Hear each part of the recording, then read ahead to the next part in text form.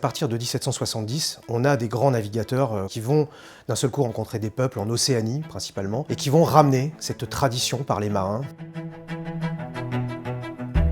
En fait, j'ai écrit le bouquin que j'aurais aimé acheter il y a 20 ans quand j'ai vraiment commencé à collectionner sur l'histoire du tatouage en France. La date 1770, je ne l'ai pas choisi pour rien, effectivement, parce qu'à partir de 1770, on a des grands navigateurs comme Bougainville, Cartier, des gens comme ça, qui vont d'un seul coup rencontrer des peuples en Océanie principalement, et qui vont ramener cette tradition par les marins. Et ces marins qui vont nous ramener ces tatouages vont devenir tatoueurs pour la plupart, et vont se mettre sur les ports de Rochefort, Saint-Malo, Brest. Et à partir de l'interdiction du tatouage en 1860, cette interdiction va créer l'effet inverse de ce qu'elle voulait en fait, c'est-à-dire que le tatouage va se diffuser à l'intérieur des terres, c'est-à-dire que tous ces tatoueurs au chômage vont rentrer dans les terres et vont commencer à diffuser le tatouage. Cette histoire du tatouage, qui est un peu une histoire ratée quand même, va se diluer dans le peuple et va d'un seul coup exploser à partir de Napoléon.